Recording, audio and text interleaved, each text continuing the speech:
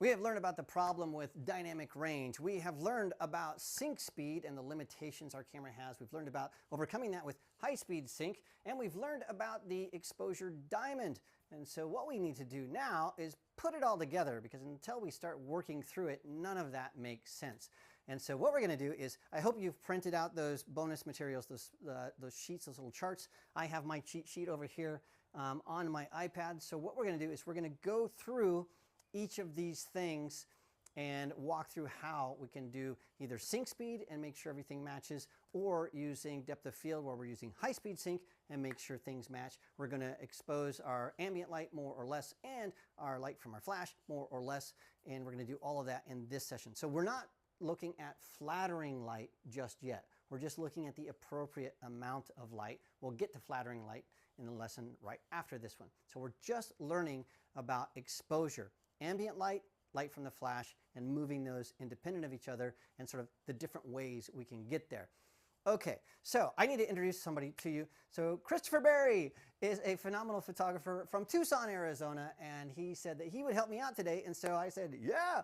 So he is way overqualified to be my assistant today, and I'm very flattered that you're here, but he's going to be helping me all day. So what we're going to do is we're going to begin by using nothing but the camera to sort of show the problems that we're having here and our dynamic range issues. So Sydney, come on out. Sydney's going to come and she is going to stand, right about here, something like that. And I just want to show you the issue with dynamic range.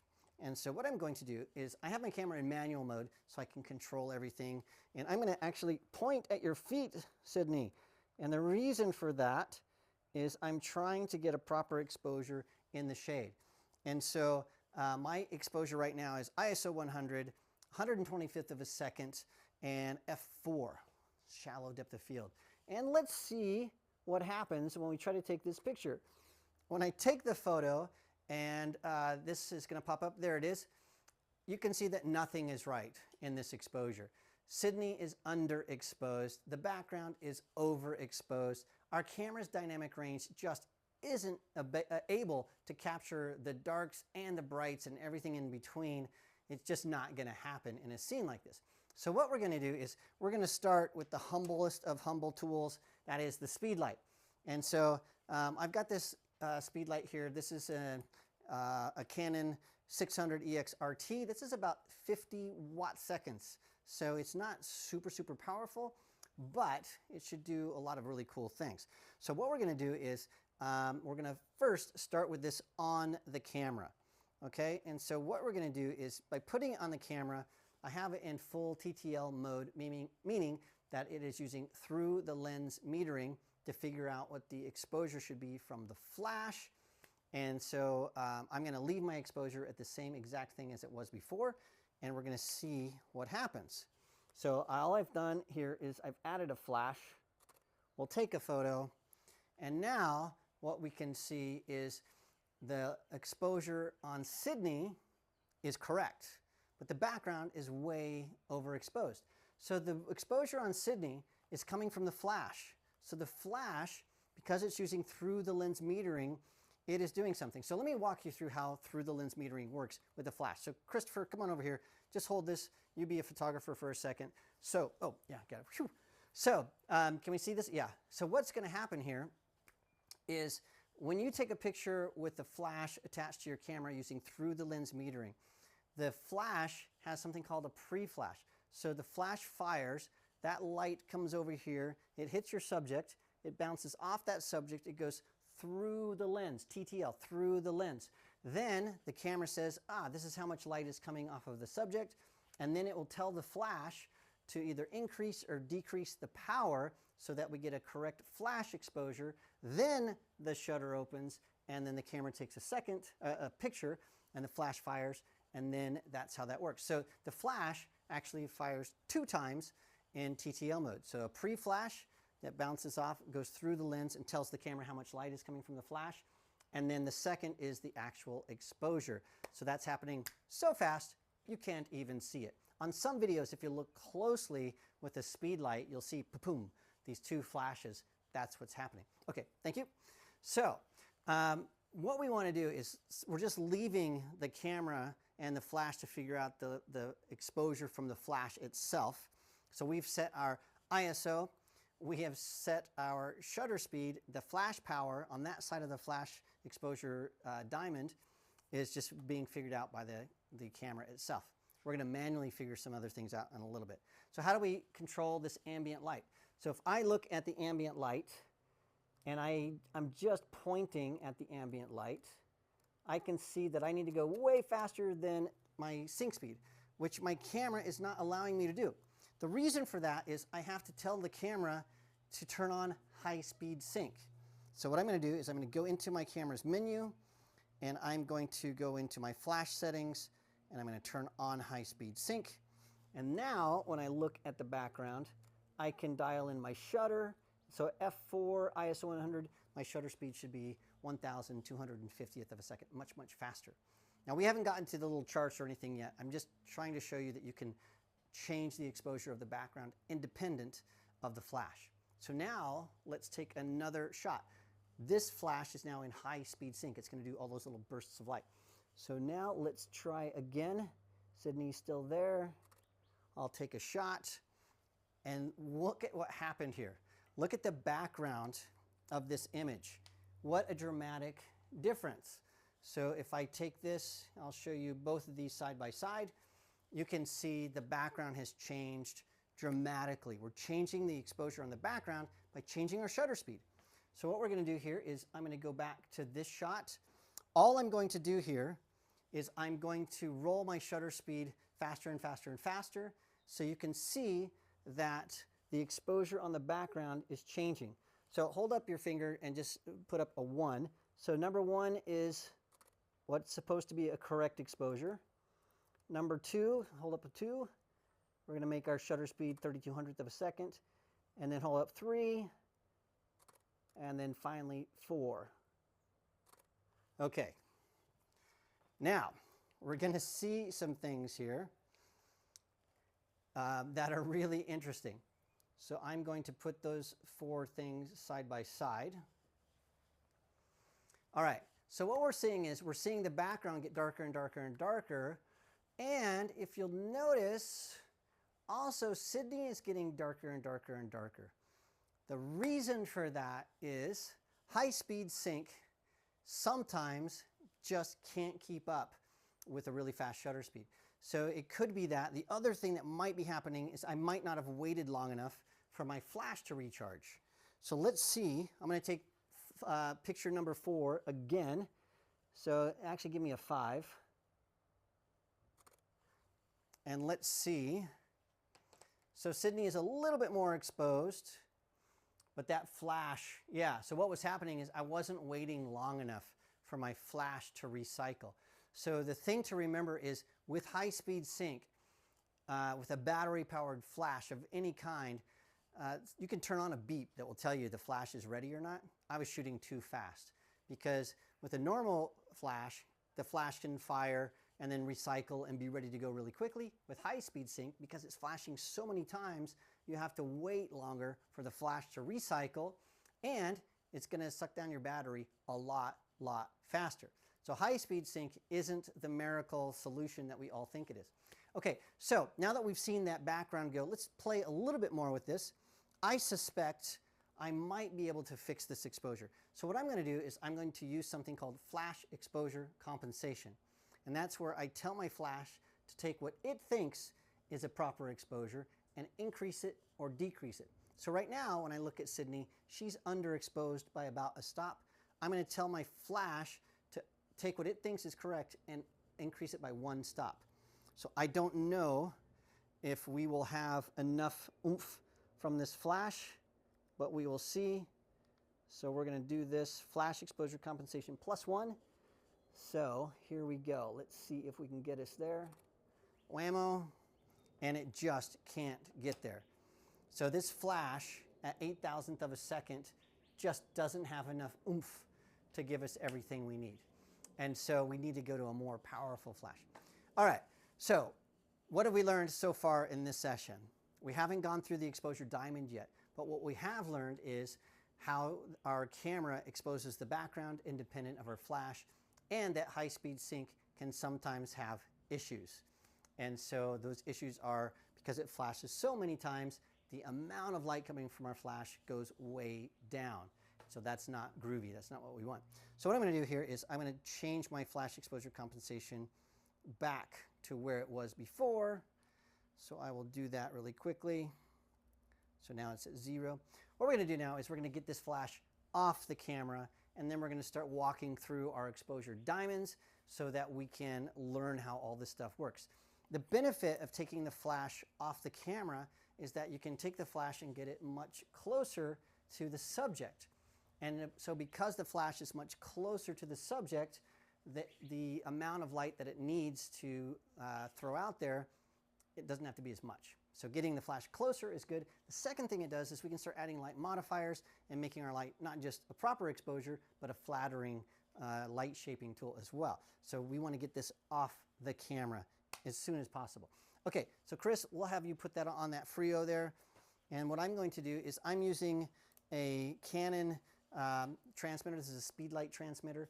And all it does is it allows me to wirelessly trigger and control that Speedlight. And so that's what you need if you want to take your flash off the camera. Okay, so what we're going to do here is we're going to take this flash. And one of the tricks that I like, I stole that from you, sorry. You're like, ah. One of the tricks of using a Speedlight like this is if you want to do something that is vertical, so we're going to do some vertical shots. Instead of having, this is made to match the camera's horizontal aspect ratio. But if you're shooting vertical, we want to take this and move it to the side like this. And so if we look and see sort of what we are illuminating, so we're trying to illuminate Sydney, and if we have the flash horizontal, it's only going to illuminate a little bit of her. If we make the flash vertical, she's vertical. So we can match what we're illuminating. So we're going to move this and we're going to make it vertical. And then Chris is going to sort of move this up and down and back and white, up and down and back and forth. And so we can make sure that is all good just like that. And so this guy is on. If you turn that on, I will turn this guy on. And then let's see if we get a flash out of that. It's not connected just yet. Oh, the other thing, we have to put that on remote mode. Can you put that in remote mode? It's this guy right here. And it should be one more. There we go. There we go. So we have to tell the flash that it's in remote mode. And then this flash right here, it's in transmit mode. So transmit, remote, so those all connect. And now, yeah, now that's flashing and everything is all hooked up. So it's the same as having the flash on the camera, except for it's not. It's off the camera. Okay, so let's start with our cheat sheet here. So I'm going to do this really fast. I have this enabled. So the first thing we want to do on our cheat sheet is the ISO value. The ISO value of my camera is 100. So I've set my camera to 100. Why? Well, because it's really bright. So we want to have our ISO as low as possible so we don't have too much. The second thing we want to do is we want to set our shutter speed. So right now we want to do this at sync speed, just to learn how to do that. So what I have to do here is I'm going to go into my menu and I'm going to turn off high-speed sync. I'm going to turn off high-speed sync, and so now my camera is set to its sync speed, which is 1/200th of a second. So ISO 100, 200th of a second. What's the next thing? Number 3 is aperture. What should the aperture value be? Well, we have to first get our ambient light exposure set correctly. So I'm in manual mode, and I need to figure out what the ambient light meter's at. So what I'll do is I'm going to use the meter in my camera, and I'm just going to point my camera at the background, and I'm going to roll my aperture until the camera tells me I have a correct exposure. So I'm going to not point at Sydney, I'm going to point at the chairs in the background, and I am moving my aperture until it says f13, f14, f14 is the correct value for our background. We can prove that. I'm going to turn off my external flash, and I'm going to take a photo, and what we will see here is when it pops up here, It's going to pop. Let me do that one more time because I think my camera was not ready to go. There we go. And I think maybe I have to take that off. Let's try that. Let's try that. My camera's not behaving nicely. Oh, sorry. As soon as I know exactly what happened. Here's the thing. When I turned this off, then my camera went back to what it was before. It didn't go to 200. It went to 8,000th of a second. So I need to go and tell my camera 200. Okay. Now, I was at 8,000th of a second, not 200. My bad. Okay. Not the camera. It's Mark Wallace being an idiot. Okay, 200th of a second. And the light changed just a little bit, so it's f13 is showing me the correct exposure. All right. Sometimes I'm an idiot. And that was one of those times. So we can see the ambient light is exposed correctly. If I try to take a photo of Sydney here, then we'll see is the ambient light is exposed correctly and Sydney is underexposed. Okay, so we have our ambient light exposure set according to our exposure diamond. ISO 100, shutter speed of 200, that's what I messed up, 200, and then the aperture value we dialed in, and so it's at f13 right now. Okay, now the last thing on this little cheat sheet here, number 4, is we need to figure out what our flash power should be. Well, the nice thing is we're using TTL metering. The camera is going to figure that out for me. So all I'm going to do is turn on my remote control here. It's going to sync to my speed light. And then, Chris, I want to get this flash as close as possible without getting in. So bring it to the side just a little bit. Yeah, just about like that. And raise it up about 6.5 an inch or so. Yeah, there we go. Right about there.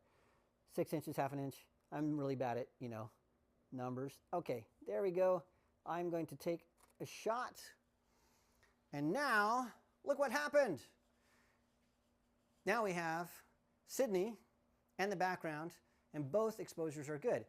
Now, this is not flattering light because we haven't added a softbox or any kind of reflectors or any kind of anything to make this look flattering. All we're doing is we're getting the exposure from our flash and the exposure from our background, and we are getting those set.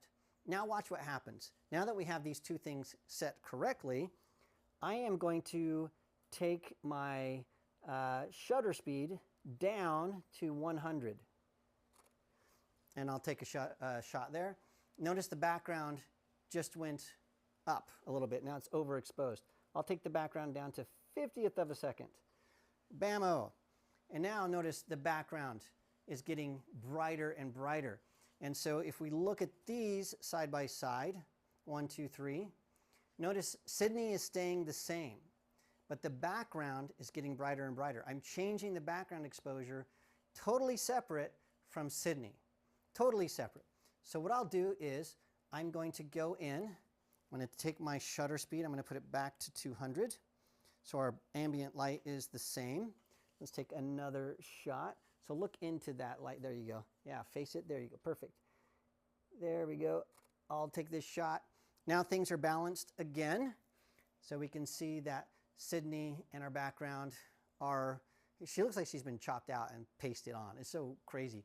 She hasn't, but it looks like it. That's the flattering light thing that we need to fix. So what I'm going to do now is, because we're in TTL metering, we don't have a manual control of the flash, but we do have something called flash exposure compensation.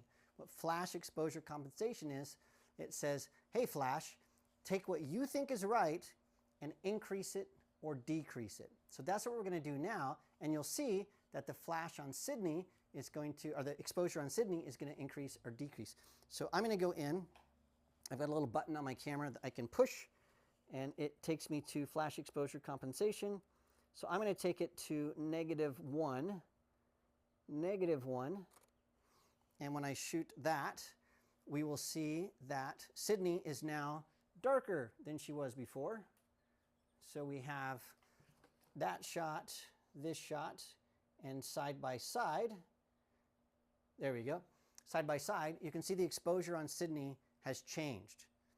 So we've changed the exposure just on her, but the background is the same. We haven't changed the background at all. We've just changed the flash exposure.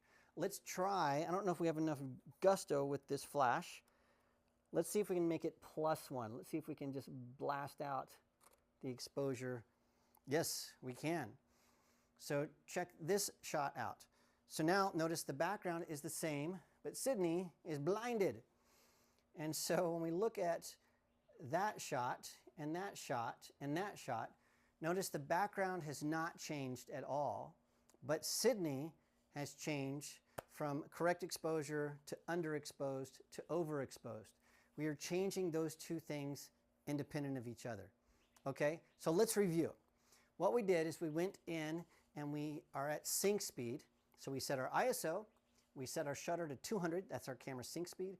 Then we set the aperture value to be a correct aperture value for this ambient light by just pointing our camera at the ambient light.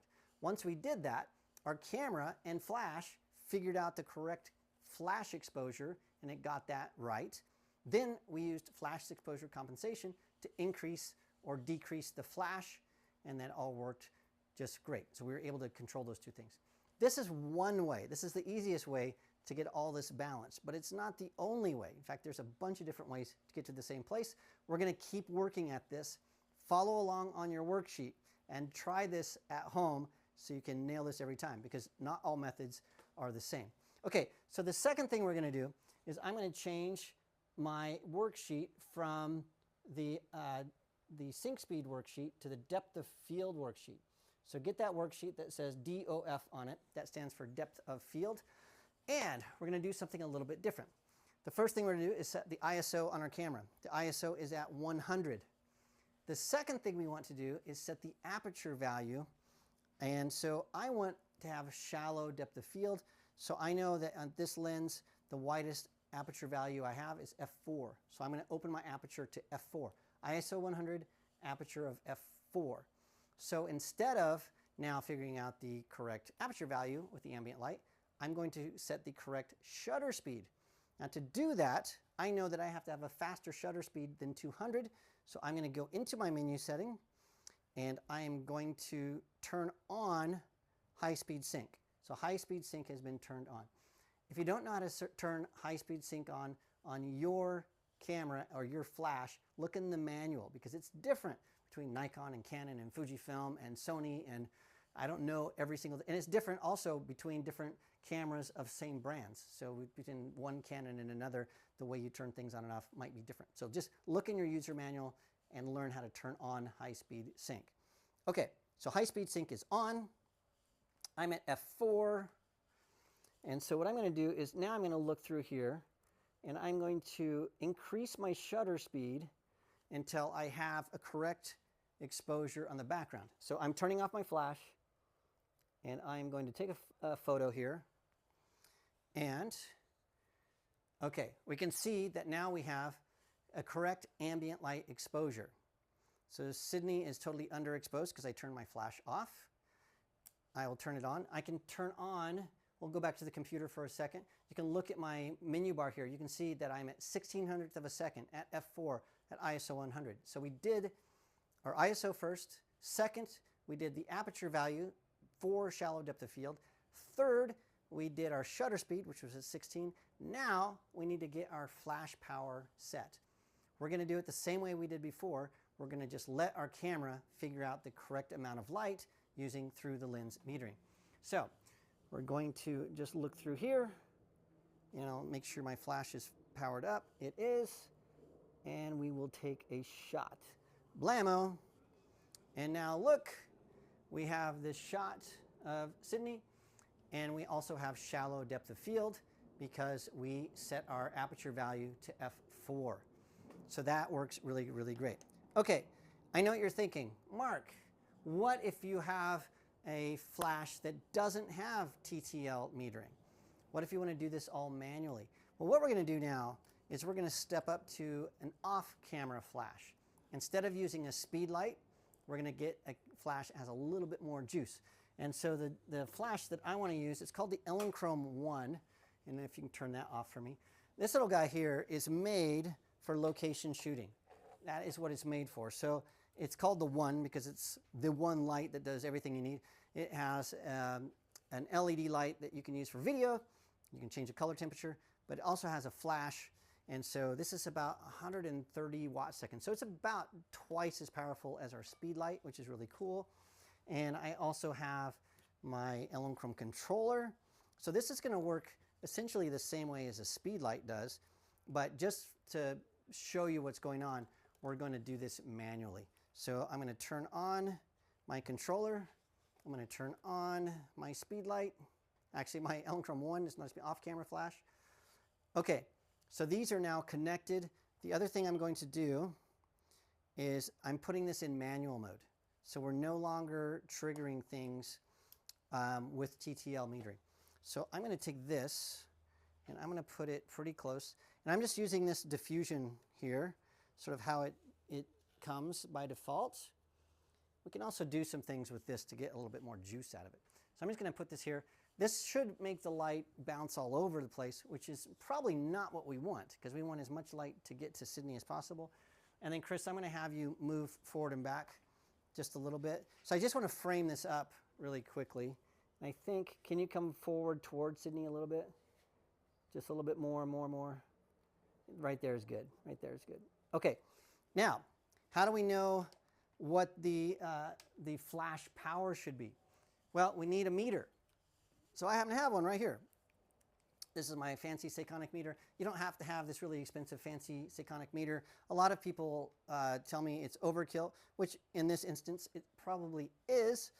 And I'm asked frequently why I don't just use a different light meter. And the answer to that is I only have money to buy so much gear, and this is the meter that I bought, and so I don't have enough money to buy all different versions.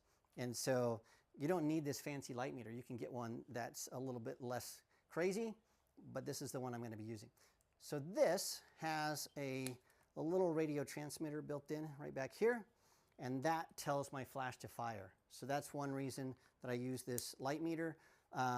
There are other Sekonic light meters that also allow you to do that. They aren't quite as expensive as this. So what I'm going to do here is I'm going to set my flash to my camera settings. So my flash is, my meter to my camera settings. So my meter is set to ISO 100. My camera is set to ISO 100. My shutter speed is 1/1600th of a second. So I will set that here to 1/1600th of a second.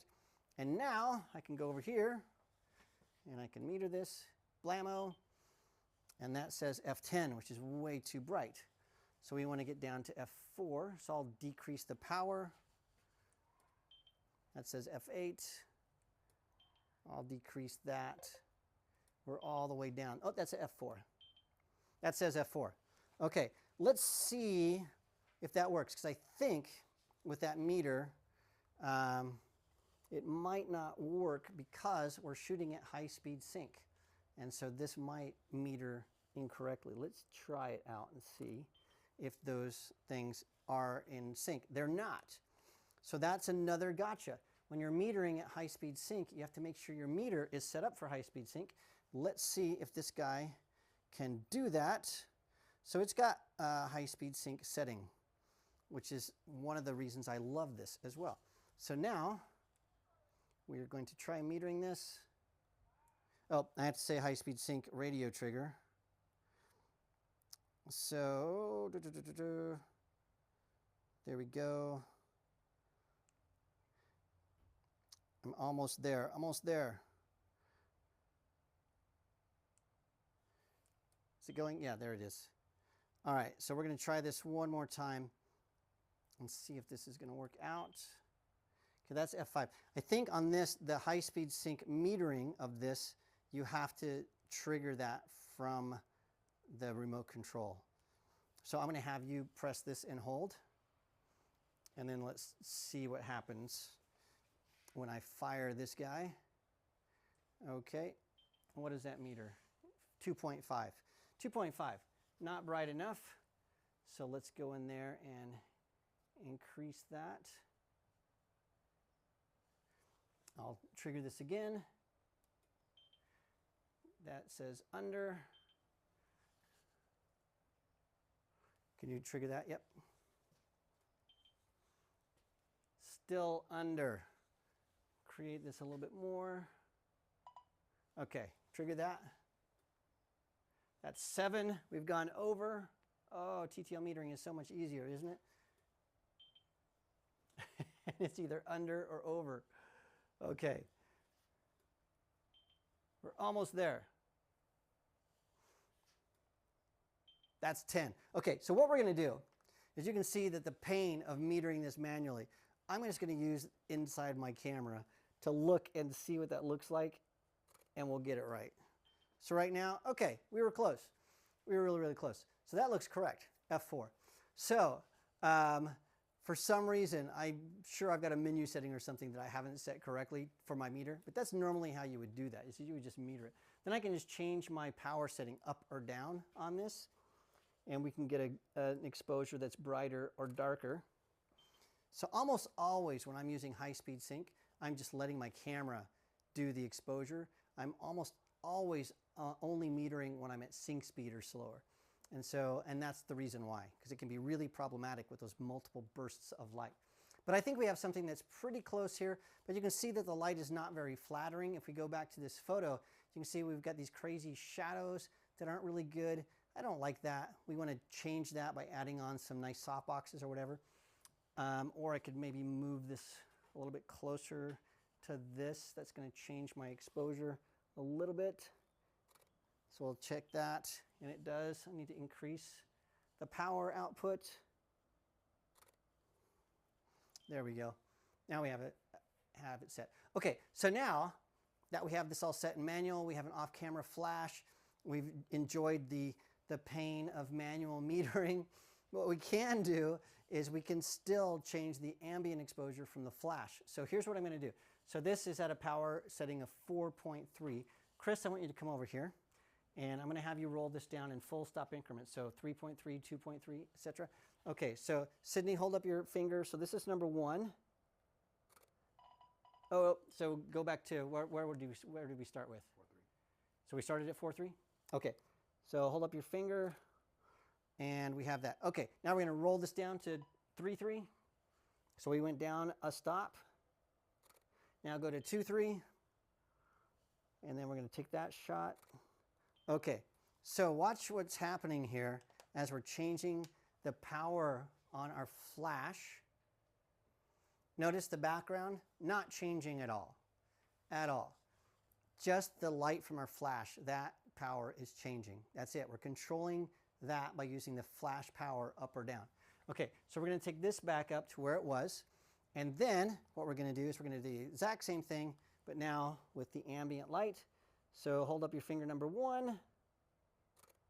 And then we'll put that up on the screen just so you can see that we're balanced again. Yep. So, and we're just going to leave that there. So I'm going to take my shutter speed up to 3200th of a second. And then 5000th, maybe 6400th of a second. And then even 8000th of a second. Okay, I like the beep to tell me what's going on. And look what we have going on here. The flash, even though it's beefier than our speed light, it's still not able to keep up with that high-speed sync. As soon as you turn on high-speed sync, the output from the flash, it plummets. It really, really goes down. And so you need a beefy, beefy flash. There is something that we can do, though. We're almost done with this. I just want to show you this because it's really important to understand. So what we're going to do here is on the front of this flash, what we have is we've diffused this light, which means a lot of the light from this flash is just flying into space. We don't want that. So what we're going to do is we're going to use a reflector. We're going to throw this guy on here. And what that will do is it will direct the light, bam, right at Sydney. So we're going to get this as close as we can again. Okay, and then what we're going to do is that's at 4.3, which is really going to be too much. Okay, so we're going to not change anything. This is the same exposure value that we had it before. So I'll make sure my ambient light is set correctly at F4. And this should be much brighter. It is. So we have a lot of light being punched out. And now if I start taking my shutter speed, let's take it down to maybe 4,000th of a second. Let's see if we have enough light from this light. And we still don't. Even though we added that reflector, we still don't have enough light at high speed sync to punch out enough to compete with this background. This background is crazy, crazy, crazy bright. So how can we fix this? Well, we can get this really, really close. We could do some things with the ambient light that we're going to get to, or my preference, use a more powerful flash, which we have and we're going to use in the next lighting setup. Okay, so this one, the point was to sort of see the problems that you have working with high-speed sync, working with a speed light or an off-camera flash, trying to control things, to see me mess up. I think it's important for people to see me screw things up. And so that high-speed sync metering, I don't know why it didn't work out, but there must be a menu setting or something that I missed. I'll see if I can review that between these classes. But all those things can happen when you're on location.